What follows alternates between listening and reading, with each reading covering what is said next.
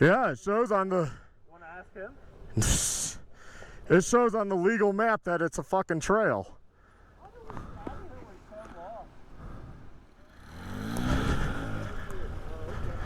Okay, well, you might just want to let them know because you probably get a lot of people back here thinking, I mean, and if they go through the gate and they point to that, Where that thing came from.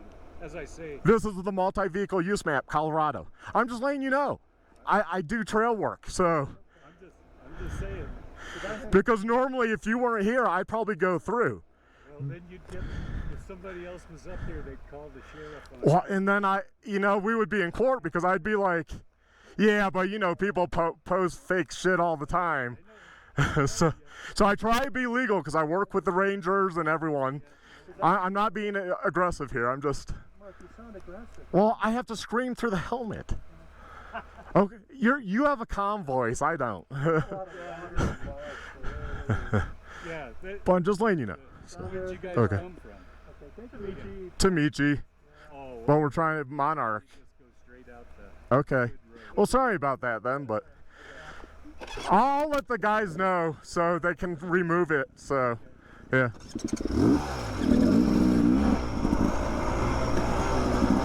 It's probably so. Yeah, right. That probably is so fake.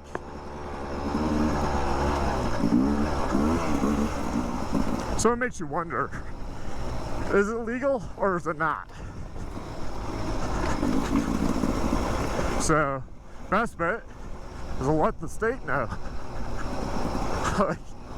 You have this stuff on your multi-vehicle digital online map, you're gonna get somebody in trouble if it's not legal. He said for 10 years. So that means it was legal? I mean, how do you get signs shut down?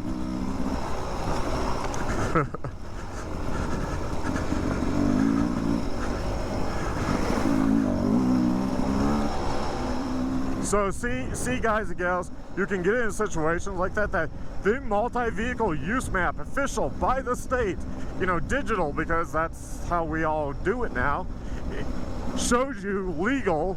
And what if you ignore those signs? Because people always put up BS signs, right? Or maybe it just means on the side, and when you go through the gate, he's not there. I mean, I don't know. I don't know if it has changed or not. All I can do is report it to people I know and let them look into it. Let them send a ranger out. And if it's not legit, they'll take down the gate, or they'll tell them you can't do that. And maybe they've been getting away with it for a while because no one's reported it. The rangers don't come check on every single road and every trail all the time. But somebody's gonna get in trouble if that guy wasn't there. Say, hey, it's been 10 years. Yeah, and they'll call the sheriff. Well, I just point to that. It's by the state. And then if for some reason the cop still was like an ass about it, let's be blunt, an ass, I would then sue the state because the state is showing on their official map that it's legal. And we know people hang BS signs, so you can't always be like, well, there's a sign. So, yeah, it's just one of those situations. So, yeah, come back this way and I'll just report it to people I know and let them handle it.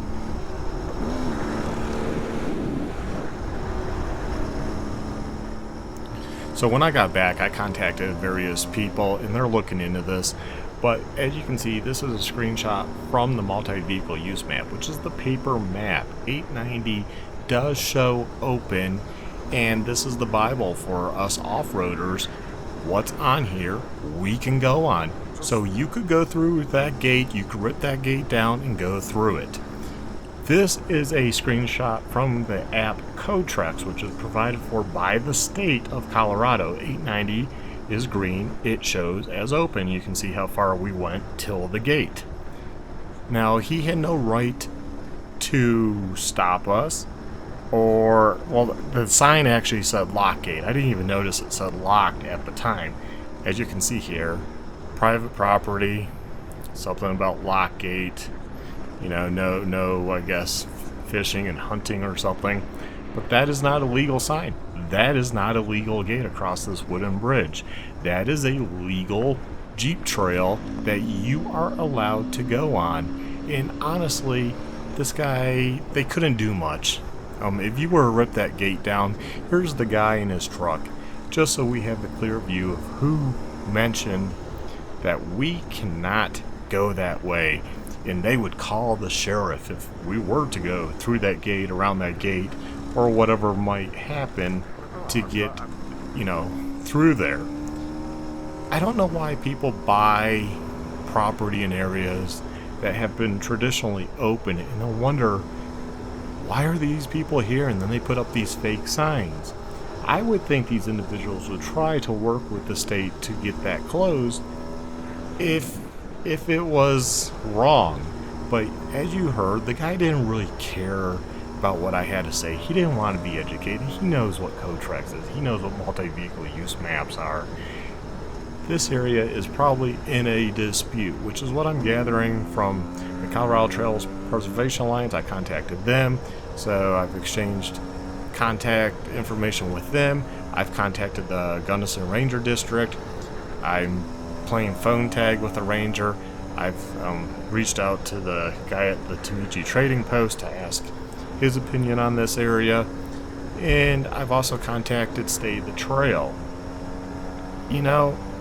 Somebody should go in, and I'm not suggesting I am, but obviously it's a legal route. Somebody should go there and remove that gate. They can't do anything to you. It's a legal route. I don't know. Do you go that far? I think you should. It's public lands. I have the right to access those lands. It's not my fault if they bought a place or put a cabin on, or maybe it even goes back. But they have no right to stop you from accessing public lands. And as you can see here, we end up having to go around to get to Monarch Crest, get to the pass.